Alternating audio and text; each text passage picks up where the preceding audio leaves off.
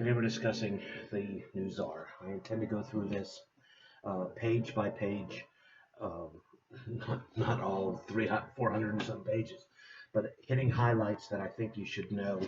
Some of what I will tell you, you will see on the final exam. Others, I think I'm going to call out parts that I think are important for you to understand the man and his motivation and to get a fuller picture of the Russia that we have today. All right, first chapter obviously begins Soviet Homo Sovietics, Soviet man is what it means, and it's about his family, his background, and that I want to call your attention. I think it's on 14, um, where there is a section that says talking about his family, a scion of the proletariat, not the Soviet intelligentsia or the political elite. Only later in hindsight would he become conscious of the deprivations of his childhood. So he felt he had a pretty decent childhood. He was an indifferent student, petulant, impulsive, and probably a little bit spoiled. He was fascinated with spies as a child, and there's a great line that he said, one spy could decide the fate of thousands of people. He grew up with the popular novels The Shield and the Sword about a Soviet intelligence officer that had infiltrated the Nazi high command, and as a young child, wanted to be just like this. All right. Also, he got involved with judo. That's very important to Putin. In fact, he said the martial arts gave him an orthodoxy that he found neither in religion nor politics. Um, it brought him a new circle of friends, especially the brothers Arkady and Boris Rottenberg, which we'll be talking about a little later. And they are two of his oldest friends, his closest friends, and two people that have benefited enormously since Putin has come to power. I want to, on 21, it talks about why Putin would have been interested in the law. Remember, when he went to the university, he studied law, and he said the law appealed to Vladimir as martial arts did. It imposed rules and order, which he came to respect more than an ideology. All right, so I think that's important for him. Then let's focus upon page 25, him and his role in the KGB. He believed that the intelligence officer was the defender of law and order. He attracted to this all along, and you can see this sense of law, order, structure from his perspective is critical for his understanding. One of the things they mention on 26 is that as an intelligence officer, he wasn't one of these guys who was on his way to the top. In fact, while he was meticulous in his work, he displayed no driving ambition to climb through the organization.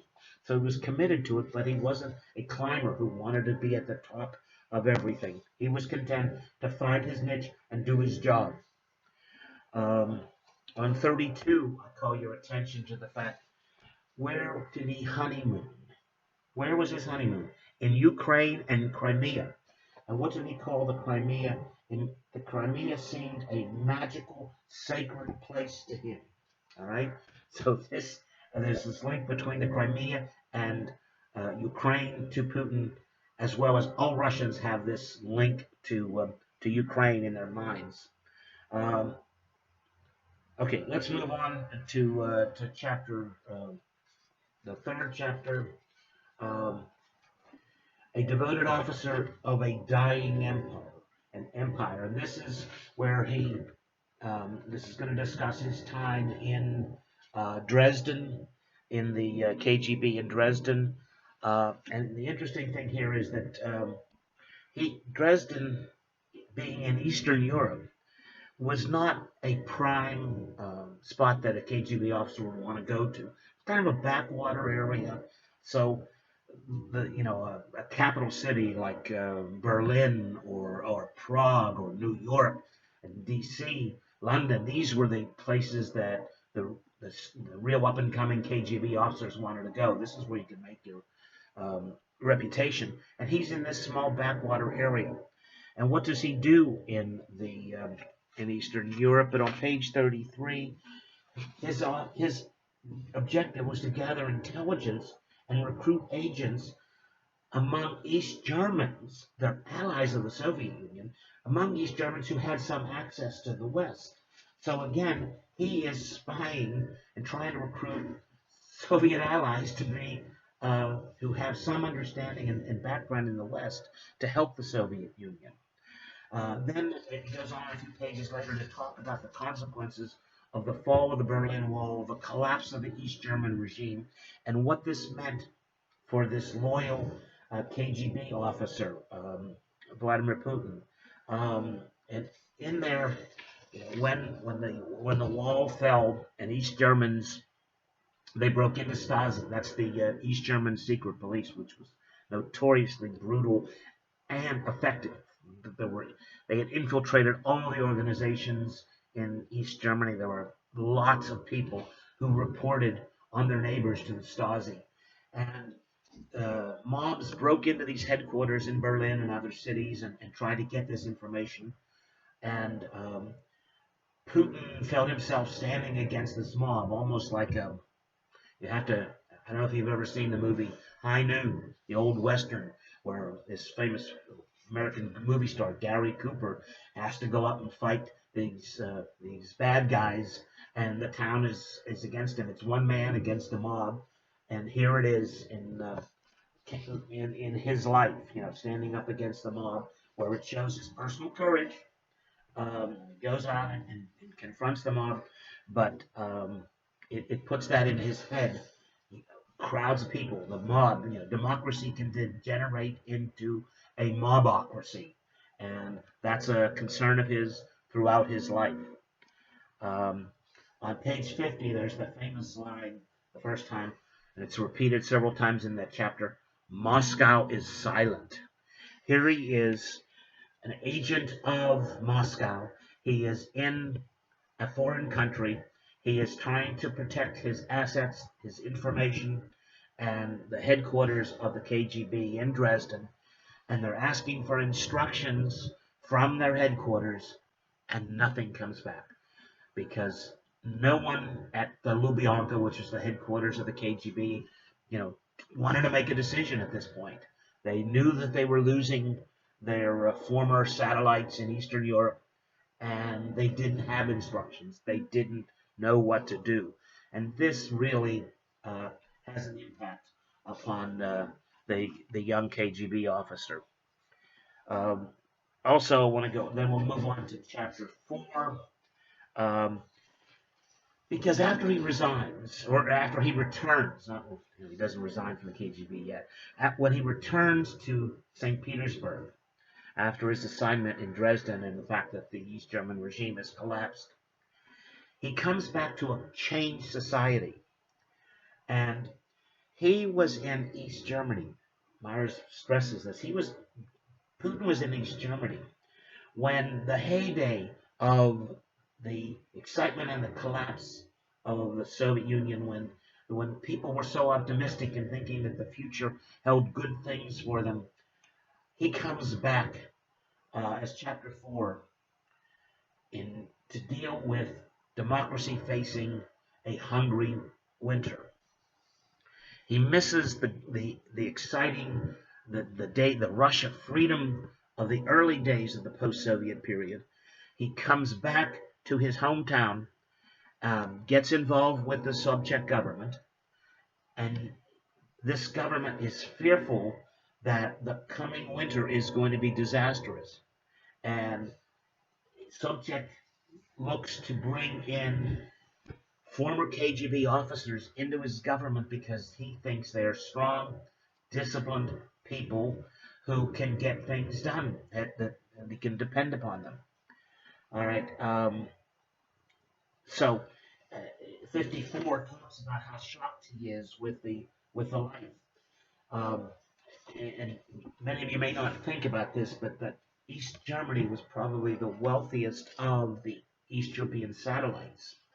And so when he says when he returns after the comparative comforts of East Germany, life at home seemed a shock. There were terrible lines and ration cards and coupons and empty shelves.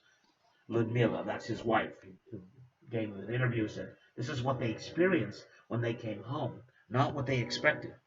The empire was crumbling. Um, so, when does Putin resign from the KGB? According to page 67, it is uh, during the coup against the Gorbachev government, in which the head of the KGB is actively involved. He is a part of the Khrushchev, is a part of the emergency committee to stabilize the regime, to keep the Soviet Union together. And um, Putin at this time realizes that um, he can't continue to operate as this type of spy. That he's going to have to that's an effort to rebuild and to stop history. That's something that you cannot change. It's inevitable that the Soviet Union is collapsing, and he wants to be with the side that is going to come out on top. And so he resigns from the KGB and commits himself then to trying to find his place in a post-Soviet era. All right, and talks in here about the problems of Putin trying to work with the subject government, which was, well, it says here, the subject city council was democratic but inept. You know, these Democrats had come to power, people who wanted to change the Soviet Union, and many of them, such as subject, were academics that didn't have any practical experience, didn't know how to run a government. And so that's why Sobchak turned to people like Putin who thought they could get things done. And then Sobchak, later, there's the discussion how he gets involved with criminal elements in the city, how he really gets commissioned to bring in food supplies and they get an enormous amount of loan from a Soviet bank. And that money kind of disappears. These budding criminals take advantages, promise to bring in food supplies to Leningrad, St. Petersburg, as it's called then, and they Putin may have been taken advantage by these people. We're not sure, but certainly he did become friends with a number of the people, and the people that he met in St. Petersburg when he came back from East Germany are people that have stayed close to him through the present.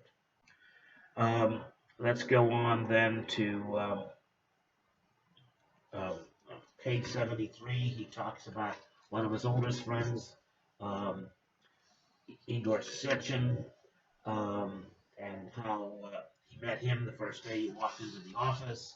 It talks about on 75 again, Vladimir Putin portrayed himself as an avowed Democrat.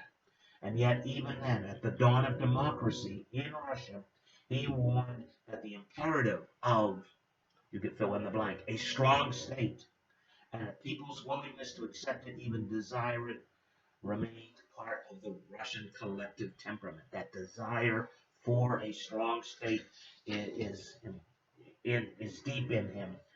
Talks about a few pages after that about the effort getting involved in the gambling casinos be, because Putin's role was to try to deal with Russian companies that were being created that wanted to deal with the West and Western companies that wanted to deal. And one way they turned to make money quick for the state was to create these, to permit these casinos to be. And it goes on there talking about the effort to barter natural oil and timber and ore, natural resources for food to feed the hungry people in St. Petersburg. Um, so let me turn to page 84. And there is up at the top, Putin developed a reputation for competence, effectiveness, absolute ruthlessness, loyal to Sobchak. Sobchak, this university law professor who was part of the democratic movement, Democratic Russia, that's going to create supposedly a new democratic Russia on the ashes of the Soviet Union. And Sobchak is not the most effective administrator. Uh, and apparently, in his early days, uh, Putin may not have been the most effective administrator, or he was taking some money under the table at the time, even then, perhaps. Um, Page 88, at the end of the chapter, it talks about how the chaos of the time convinced Sobchak that his early decision to nurture ties, and this is a Democrat, with the secret services. Um, and this reinforced Putin's conviction that even in a democracy, law and order depended on the quiet efficiency, the work of the secret services. So that puts the stage that these are the ideas that are in Putin's head as a young man, as he begins his career in the post-Soviet era. Now, Chapter 6, the title of Chapter 6, Mismanaged Democracy.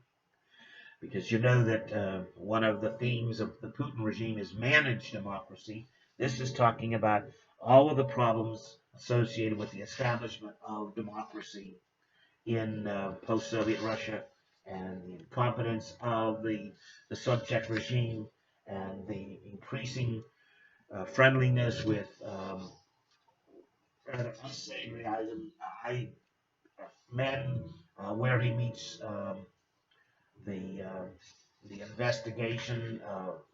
And on page 95, there's a reference to Yuri Sokoratov, who hopefully you will remember when you see his name on an exam. If you do, is that he was the one who was investigating the so-called Kremlin Gate, the investigation around the Swiss company that had won the bid to refurbish, restore all the palaces and the buildings within the Kremlin.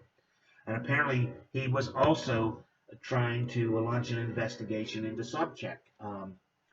Because while Sobchak was a Democrat, there was so much going on that was under the table that even the good guys in Russia, if you put it in that term, were probably tainted by having to deal so much with um, shady characters. Um, and so this is an interesting chapter talking about how you set up this government, and a lot of it is directly in return. But you'll also begin to see where Putin meets these contacts. Here's where we're first introduced to the Ozero Dasha Cooperative, where some of these people who are entrepreneurs are that are rubbing elbows with government officials, etc., like Putin. They decide that on a lake outside of St. Petersburg, they're going to build a gated community. They're going to build these homes, and Putin, who has very little money, gets friendly with these people, and he has a home that is built there also among these individuals, and many of these people, like Yakunin, like Kovalev, who are going to be on very influential in the later years of after Putin becomes president, and who are going to develop. Yakunin or Kovalev, essentially later, or hopefully you'll know when we talk about Putin's cronies, is the head of this Bank Rossiya, which foreign intelligence services say is basically the bank of Putin's friends. This is where their money is put in and protected. And this gets back to the Panama Papers that I've alluded to previously. Um, on chapter 4, it talks about how Putin is in charge of the re-election effort for Anatoly Sobchak in St. Petersburg. And here he sees democracy not at its finest, because he looks at Sobchak, a man he admires, a man who has befriended him, and he finds the opponents attacking him, making up lies, using what is called compromising material. Some of it created out of thin air to blackball, to create a negative image of subject. And here, around 94, 95, you see Putin getting his first real experience with free and open elections. And what happens during free and open elections? Anyone can win, you know. Um, he says the election was not a test, this is Meyer saying, the election was not a test of competing ideologies, but a referendum on subject's minority. And subject had failed to see the grave threats within. The people around subject, some of them split off and betrayed him and turned on him, leaked information on him to opposition press, because the press was wild and free and open at this time. There was all sorts of spectrum being raised. And this gave Putin a very bad taste for democracy, because you have people believing fake news and following uh, outrageous stories in the press that aren't true, but that come back and taint political figures. So this chapter ends with this whole chapter about discussing democracy not at its finest, but at its most chaotic. And this has an impression on Putin also. All right, then we move on to chapter 7, an unexpected path to power. Because, as you know, when Sobchak gets defeated, Putin is out of a job. And so he's looking around, what are we going to do? And he has made contacts, and some people that he's run into refer him to people in Moscow.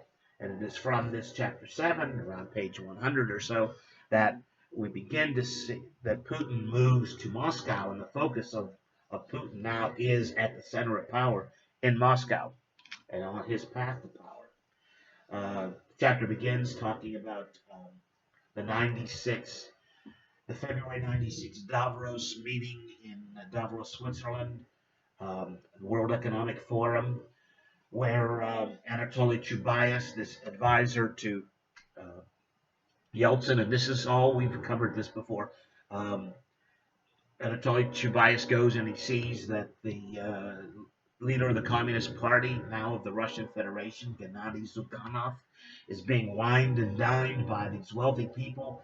And as it says here, Zyuganov was being greeted by these wealthy industrialists and investors from the West as if he's the president in waiting for Russia in 1996. And how the oligarchs uh, got together, pool their money, help to support the re-election effort of Vladimir Putin, and got him into place. Um, and this chapter, The Unexpected Path to Power, gives more detail about the Kremlin Gate and the Swiss company Metavex and Pavel Borodin, because one of the first jobs Putin gets when he comes to Moscow is he's working under Pavel Borodin, who is in charge of the presidential administration, buildings and facilities. And there's a lot of money taking place here, back and forth. Again, there's no evidence that Putin took money when he was a young man in his early career in Moscow, but he certainly was surrounded by people who were getting payoffs and getting bribes and doing favors for people who were wealthy. And that certainly he understands that. Um, it talks about Putin, largely being unconspicuous, that he was a guy who's kind of melted into the background, which is a good thing for a person who has been raised as a spy. Um, it talks also about Putin's thesis in the chapter, which I don't know if they reference it here, but many European politicians, most of them have doctorates. Now, many of them have doctorates. That it seems to be a pride in of education. But a lot of them are in. Their staff help write these documents that get them their dissertations, etc. And Putin actually plagiarized part of his, whether he wrote it or somebody on his staff helped do this. But he wrote about, oh yeah, they do mention, I see University of Pittsburgh jumped off the page where I did my degree. It jumps off the page. He plagiarized from two professors there in the economics and economic development department. But it focused upon the importance of natural resources, that these were things that the state needs to protect. And we see that later when he becomes president, how important the protection and putting the natural resources, the wealth of the country, under the control of the state. This gets back to the phrase national champions that he helps to try to create. Um, let's see, what else do we have here? All right, let's move on to chapter 8. I'm probably going to end this video shortly. We'll see if we can finish this chapter. Swimming in the same river twice. Now, you remember, maybe you don't, but at the beginning of the semester, I said pay attention to chapter titles or to subheadings because I might well ask you, what does chapter 8 mean? What's the title refer to? Swimming in the same river twice. And if you've read that chapter, that you should understand what this refers to.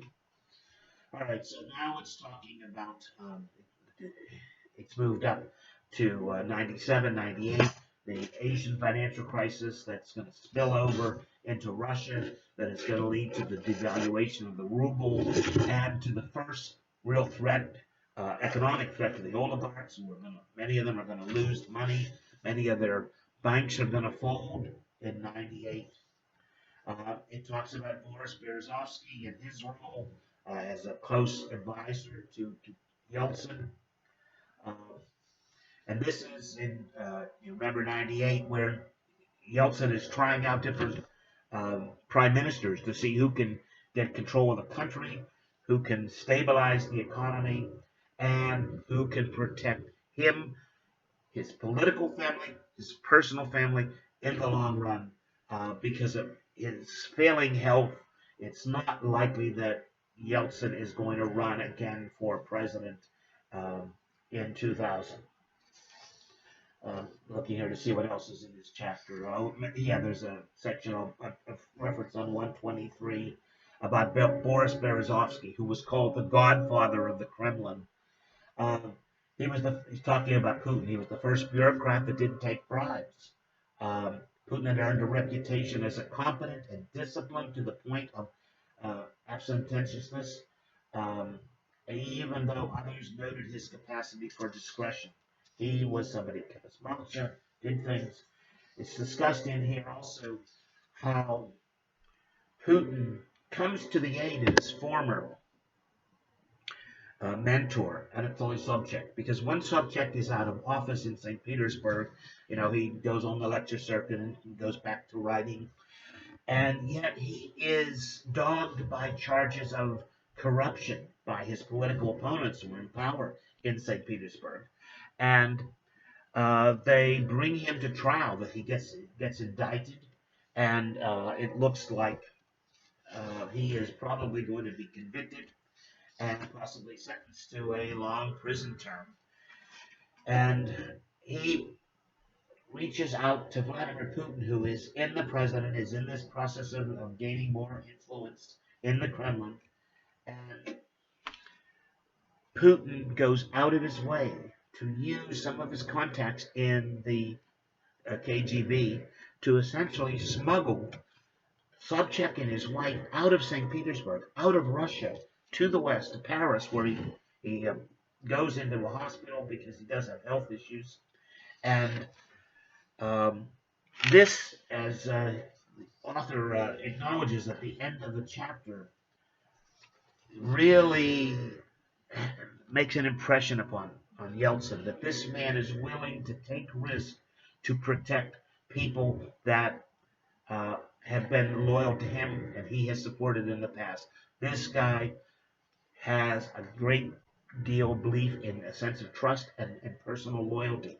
And as Yeltsin is coming to the end of his political career, this is an important characteristic in a possible prime minister, possible future president. Also, there's around 130, 131, the discussion of Putin's interaction with Alexander Litvinenko and others when Putin has been appointed head of the FSB, the successor to the KGB, the Federal Security Service, and Litvinenko and others come to Putin and say, look, we have been ordered by our superiors to attempt to assassinate Boris Berezovsky. And Litvinenko talks about corruption that exists in the KGB, and he's turning to the head to try to root this out. And this does not go down well with Putin. Putin doesn't take action that he promises Litvinenko that he's going to look into because he doesn't want a scandal to be associated with this agency that he has committed much of his life to. So, running out of time now, and so let's stop this video, and we'll begin the next one at chapter 9. That's around 136, and that chapter 9, interestingly enough, begins with the word compromat, the political black compromising material that is turned against opponents in Russia. All right, so that's it for now. Be back with chapter 9.